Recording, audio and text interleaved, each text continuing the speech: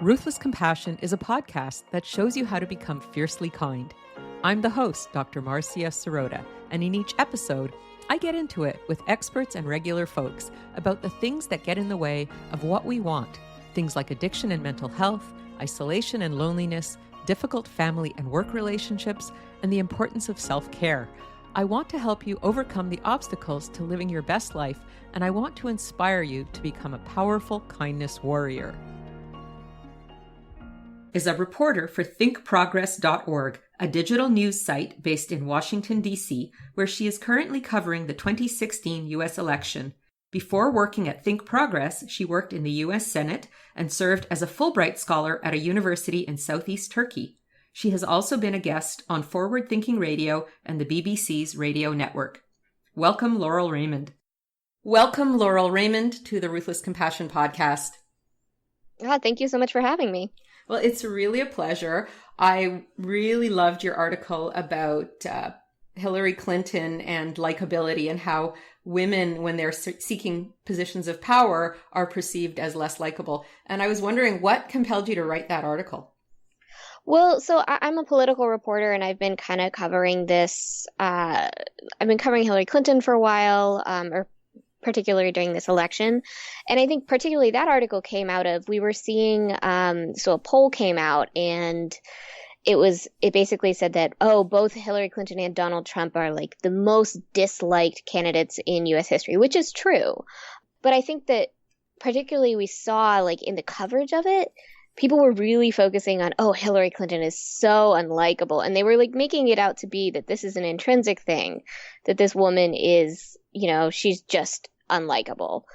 But I also think that if you look at the history of it, and if you also look at all of the social science research about how women are perceived when they seek power, it may be, it's probably a combination of Hillary Clinton herself, but also like you can't ignore all of these cultural factors where we know that we think women are unlikable if they seek power. So like I looked at some research that said that so when women seek power, like they have, in order to get votes, they have to seem likable. Whereas men, if they seem competent, that's enough. Women have to both prove they're competent and people have to like them. But we also don't like women that seek to enter male roles, which are power roles. So it's a funny double standard. Mm-hmm, absolutely. And I just think personally, I'm a young woman, and for me, it's just really disheartening that in 2016, we're still looking at a woman who is, by all means, has been in public service for most of her life. And we're still looking at her and being like, she doesn't smile enough. It's interesting because when I read your article, you were saying how when Hillary has been elected, her favorability ratings went through the roof. And so there's this funny disconnect between them saying, she doesn't smile enough and she's, not likable when she's seeking power. But once she's achieved power and she's doing her job, everyone thinks she's great and everyone, rates her very highly. Right. There's this thing where we don't like women who ask for promotions, which is what she's doing. She's asking for a promotion. But when she left as Secretary of State, she was the most popular Secretary of State in, I think, like decades. And we tend to forget that now. So like the counter argument that people will give me is that like when she's Secretary of State, she wasn't enduring a lot of criticism. So people are heavily reminded of criticism when she's campaigning. It's part of a political campaign. But it's really telling, if you look at her numbers, it's really when she starts running for something that people start hating her. And in your article, you were saying that this is a very common, it's not just about Hillary Clinton. This is about all women who are seeking positions of power. Yes, it absolutely is. So if you look at the research, it says that, so when men ask for a raise, even if they don't get it, they aren't penalized. But when women ask for a raise, more often, like their managers afterwards will rate them as less likable just because they asked for a raise. And yet women are constantly told to, lean in. But when they do lean in, they're seen as, bitchy, aggressive, asking for more than they're worth. It's a very strange phenomenon. Yeah, I agree. I can see why you would want to write this article. Yeah.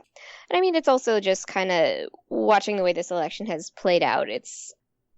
I think that the knee-jerk reaction is like, oh, well, not everything about Hillary Clinton is sexism. And I agree, not everything about Hillary Clinton and people not supporting her is about sexism. But I do think you can't really ignore elements of sexism, particularly when they are so prevalent. Mm-hmm. For sure. For sure. So you write a lot of articles. What got you started doing this kind of work? I kind of backed into it. I got lucky, but so let's see, how did I get into this? So I actually didn't intend to become a journalist or a writer. I mean, I've always loved writing, but so actually in school I studied cognitive science and English. And for me, like, the cognitive science plays into, like, I still very much believe in research and in seeking out what academics are saying about a certain issue. But then I lived in Turkey for a year on a Fulbright scholarship. And while I was there, like I said, this is a really backwards way to get into what I do now. While I was there, I was living on the Syrian border. And one thing I saw, so this was in 2013 to 2014. And while I was there, the Turkish government shut off Twitter. They shut off Facebook, got it back. And it was never, we used VPNs. It wasn't a big issue. But the thing I heard over and over again was the importance of the press and that's really what I saw was, like, Turkish media it's not free. It's incredibly controlled. It's even more so now. And I saw the way that so I was teaching, that impacted my students and the way that they didn't really believe in facts. But anyway, so I saw the way that so my students didn't believe in facts. They didn't understand things. And I also saw the importance of, like, government. And so I decided when I moved back, I wanted to move to Washington, D.C., and I worked in the Senate for a little bit, and I did not like it very much. I missed writing. That was my favorite thing to do while I was in Turkey. And actually, the best thing that I wrote while I was in Turkey was a meditation on what it meant. A lot of people talk about sexism, particularly in the Middle East, and as an American woman, what I saw there. So it was a reflection on what it meant for me as, like, a young American woman to stand in front of my classroom and the kind of issues that I dealt with as that. And I loved writing that. And I had a really great response. A lot of people read it. I mean, a lot of people from my personal blog. And so when I moved back and I was working in the Senate and I wasn't really that happy, I discovered that really what made me happy was writing and thinking about the way that people, act and why they do the things they do. So that's how I ended up doing what I do now, which is writing. Cool. It's a nice little journey, but I think that the best Mm-hmm. choices that we make come from this natural evolution of the things that are important to us. Mm-hmm. Yeah. And I would say that for me, so I'm a feminist, and one thing that's always influenced me is, so my mom is a computer engineer, and she became a computer engineer when women did not really become computer engineers. So I grew up hearing about, she works with mostly men, and she would just sometimes come home so mad over the things that they had unthinking said to her. And I think that's really shaped the way that I look at the world. It definitely shapes my writing now. Yeah, I totally agree with you. I had a mother who was also in a slightly non-traditional role. She was a university professor. Mm-hmm. And I was always amazed at why she got paid less than her male colleagues. And it never made any sense to me. Yeah, absolutely. And I think that's the kind of thing where you can look at all of the data and all of the cultural trends, but, like, it's really the personal stories that are persuasive. Mm-hmm. And for me, that's absolutely what it was.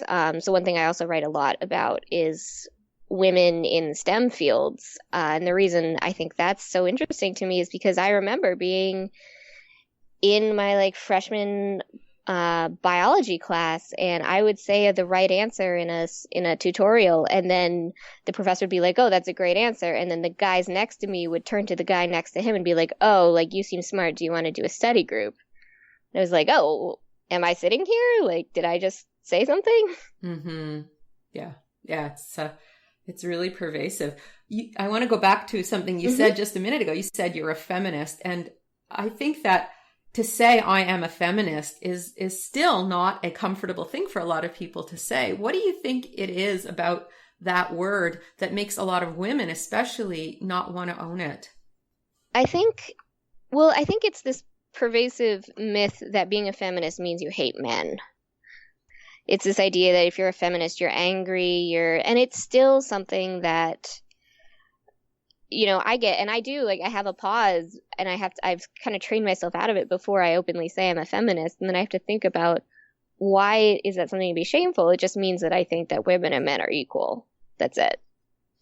But somehow people think that it means that you're angry and don't like men and something, you have some agenda, right? Absolutely. And I mean, I think one way to look at it might be with this same lens of, we don't like women who are, of like not liking women who are aggressive and not liking women who are asking for something, because I think by definition being a feminist means you're asking for something. You're asking for equal treatment, but equal treatment, if it's more than what you have now, then it too is asking for more. For sure. You're asking to be given what you're due, and somehow people have a problem with that. Yes. But I think part of it too is they don't, it's not that people don't think well, I guess there are some people who don't think that women are due it, but it's that they think women already have it. Yeah. And I guess I disagree. Well, we have some things, but if you're sitting in your class just recently and you answer the question correctly, and then the boy sitting next to you asks his male friend to join the study group, obviously that says something. Right. So I always like to ask people about the obstacles that they've overcome to get where they are today. So I think we're kind of already in that territory. What kind of obstacles have you faced in your aspirations?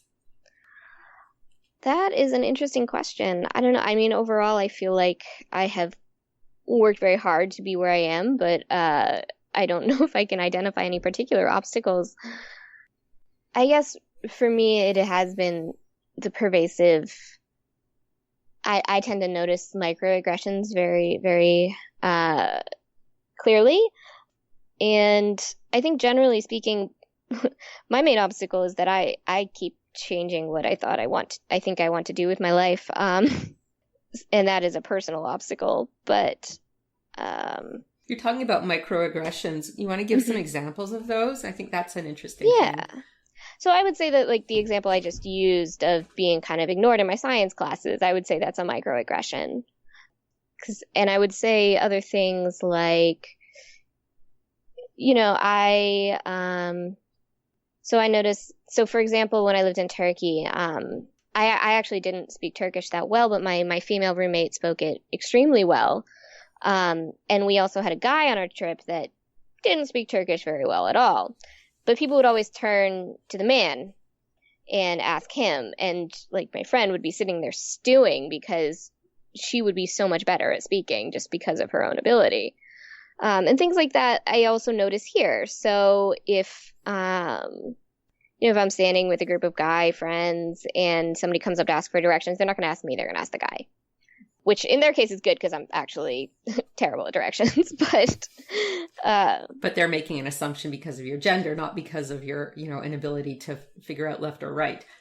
Exactly. Yeah. And I would say that happens more than people realize. And just the struggle when, you walk up to somebody and somebody characterizes you as a girl, or when I write about feminism or something, people are just like, oh, you're just an angry woman. I'd say that is also a barrier to being taken seriously. Yeah, it's a great way to dismiss you as a person, to say, well, you're just angry, so we don't have to take you seriously.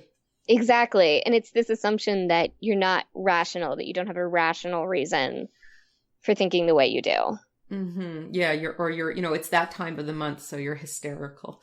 Oh my God. I hate that so much. Yeah. But it's a great way to dismiss us. It's a great way to kind of neutralize any of our credibility, right? Yeah, absolutely. Oh my gosh. I wrote this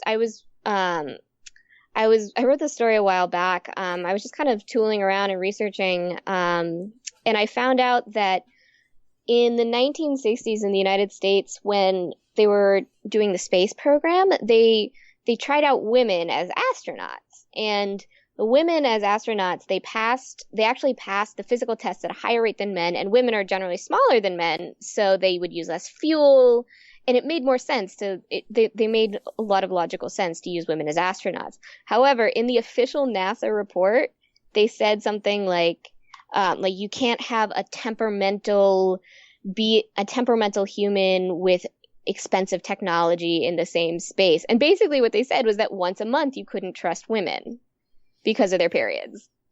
Has there ever been any research that says that women become less rational when they're menstruating? No. And actually, there's been research that says, so the thing is there has been a lot of research on that, and like there's a whole bunch of studies, but there was a meta study, I think about a year ago, maybe 2 years ago, that looked at all of those other studies and found that almost every study that has found that there is some mental effect of women's periods, there's research flaws in it. Mm-hmm. So actually, there's no scientific basis for saying that women are overall kind of crazy around their periods. Right. So anyone who's saying that is just spouting opinion. They're not spouting any kind of scientific fact. Exactly. They're just spouting opinion. And there's a lot of that going around these days, isn't there? Absolutely. Yeah. I find it so interesting that, when I was your age, probably, there was a lot of sexism, when I was in university. Being an ambitious young woman, I was considered by some as aggressive, as opposed to the, guys sitting on both sides of me who were considered ambitious. And then when I was in medicine, especially in my practical training, there was an awful lot of sexism. And, I would have thought, man, wouldn't it have been nice if by now things would have changed a little bit? And maybe the needle has, edged up by a millimeter, but it feels like there's still a lot of entrenched sexism, especially toward women who are aspiring to something more. I talk a lot about living our best life and being our best self, and there seems to be a lot of backlash toward women who want to live their best life and be their best selves, even today. Mm-hmm. Yeah, I would agree with that. And I think I share this sense that I would hope that it would be better now. And I do think it has gotten better. But like what you said about when you're in medicine, I think that one of the reasons, so I'm not in science now, and I definitely was, I enjoyed it and I was good at it. And I think one of the reasons was that I left was that I was never really encouraged the way that I felt like my male colleagues were, or it never felt quite as natural to me, I think partially because of the environment. And that said, I had a female mentor and she was amazing and is great, but, when all of the heads of the department are male, it definitely sends a signal. Mm-hmm.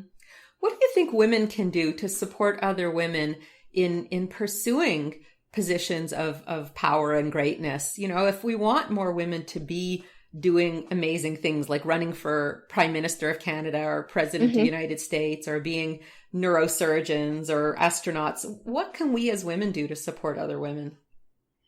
I think one thing is women supporting other women in, I would say that even among women, there tends to be a cultural tendency to look towards men first. So speaking for journalism, there's a lot of pushes to get women as sources. So one thing that can elevate a woman within her career is to become kind of seen publicly as an expert. But if you look at the people that most journalists ask for quotes, it's mostly men. So things like that, looking to a woman, or just when you getting women to run for prime minister, I would say encouraging other women to do things. So one thing that some research has shown that one of the reasons women don't run for office is because they're less likely to be encouraged to. So if you see, say, you've got a man and a woman and they're both high-powered lawyers, the man is far more likely, well, first of all, he's far more likely to look in the mirror and be like, hey, you should be a congressman. Mm-hmm. Women don't really do that. I mean, broadly speaking, I'm not talking about specific examples. But it's also that he's more likely to be told to run for office. It's more likely to be suggested to him. And he's also probably going to have access to better networks because, men become friends with men and they go golfing, and then he's got the financial network. So I'd say for women, I would say the thing that we should do is, if you are a woman in a position of mentorship, to find other young women that you can mentor and help along the way. Yeah, I think that's a really important message, that women in sort of my role in life, my position, women who are further along in their career need to talk to, mentor, support, and encourage younger women to pursue their dreams as well. Yeah, absolutely. And I'd say that's something that's incredibly powerful. Yeah. The other thing I was thinking is, when we talk about this likability, it seems to me, at least from, I don't know Hillary Clinton, but it seems to me that it doesn't really bother her that, that the likability factor has been brought in. And she's pretty aware that when she does her job, that she has a favorable rating. And so she's aware that this is not a big deal. And I think that we also need to encourage women not to care so much about whether we're likable in the moment, right? Not to worry so much about whether people have these negative comments when we're seeking more power or more success in our lives. Yeah, I would agree with that, but I would also say it's really hard. It's really hard to care that people don't like you, and I think women in particular are encouraged to care that people like them. We're encouraged to think that that's a very intrinsic part of our self-worth. And getting over that, I mean, I myself, when I say ask for a raise, I have to battle this urge not to just be like, oh no, it's fine, I understand. This urge to just make nice. Yeah. And I think that whole thing about being nice and being likable and being pleasing and non-threatening, these are very, very entrenched expectations of women that we all have to work individually to get over, and also encourage our fellow women to get over. Yeah, I agree. And I think also something about women seeking power and stuff like that. And I do think you don't always like the person that's in power, if something goes wrong, they're the person that's going to get blamed. And so I think just encouraging women to get over this idea that you have to be liked, but also recognizing that there's costs to women seeking power in terms of likability that men don't have to face. Mm-hmm. Yeah, I was gonna say, because we just assume that the man's going to be in power, so they don't when men seek power, they don't face this backlash that women do. Yeah, I think you're absolutely right. There's an expectation that a guy can be a bit of a jerk, and that's fine. But if a woman makes a mistake or misspeaks or comes across in a way that is not as pleasing as others would like, then people tend to have much more of a negative reaction. I agree. And if you just look at the words that we use, if your guy boss is a jerk, you're going to call him a jerk. Maybe can I swear? Yeah. Okay. So maybe you call him a jerk, maybe you'll call him an asshole. But if you if you have a woman boss that you don't like, you're going to call her a bitch, which is a far stronger word. Yeah. And it's that word, the B word, is a word. It's sort of like a word that says you're not a good woman. You're not the right kind of woman. Absolutely. Right. But what is the right kind of woman? I think that's the problem, is really we expect women to be a right kind of woman. And what is that? Depends on who you are. Recently, Leslie Jones had a big Twitter kerfuffle because some, neo-Nazis on Twitter decided that she wasn't the right kind of woman. Absolutely. And she wasn't the right kind of woman because she was particularly in a film where they had originally had an all-male cast. And it was also because she's a woman, she's loud, she's brilliant, she's hilarious, and also she's Black. Right. So all the things that those neo-Nazis decided were not the right kind of woman. Yeah. Yes, absolutely. So how do we give women permission to just be their own kind of woman? I think that comes on a level of personal choices of saying okay, she's like this other woman that I am interacting with is not, maybe she's not as warm and fuzzy as I would expect, but not like if you have a backlash to that, an internal backlash, just kind of pausing and realizing why. But as far as I really think it comes down to we need a lot more. I think it comes down to pop culture, to advertising, to all these like mass level signals that we get about who women should be, and just having a greater diversity of role models. Like, I'm not saying like if you're a woman and you want to do something that is traditionally female, that's great too, if that's what you want to do, but it shouldn't be assumed that's all you have to do. I like that line, the diversity of role models. And I think you're absolutely right. We have to have more women in our popular culture and our media in positions of power that show us different kinds of women, and how, there's a lot of different ways to be a woman that are perfectly okay. Exactly. Yeah, we're both sitting here thinking, right? We're like thinking into the future. Like thinking and nodding and being like, oh, what would I love to see? Yeah, exactly. That's so funny. So if you have anything going on these days, I'd love to promote it. Are you doing any more writing, any speaking? What's going on with you these days? Yeah, so I'm a writer at the website ThinkProgress. It's a progressive political website, and you can, if people are interested in my writing, they can find me there. You can also find me on Twitter, which is where I just kind of unload my thoughts. And it's at Ray of Laurel is my handle, because my name is Laurel Raymond. It's my clever little pun, because my name was taken.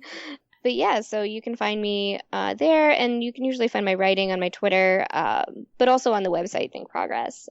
And we do a lot of writing on feminism and women's issues. So wonderful. And just before we go, I thought it would be nice for you, if you could think of one, to offer a call to action to our listeners apropos of our conversation today. Yeah, I mean, I would say, all right, I think I have two. So one would be like in your personal life, just consider how you're consuming the media particularly, and like critically think about what the media is telling you. So like this all came out of an article I wrote where the mass media was focusing on something very specific, and that coverage actually, if you looked at it, was pretty sexist. But if you just didn't really consume it, you would if you just consumed it without thinking, then you would ingrain those values. So I'd say just like keep a critical mind open. And then also, particularly if you have young women in your life, and you're in a position to mentor, do that. Or if you're in a position, say you have daughters, take them to see movies that have interesting female roles and nuanced female roles.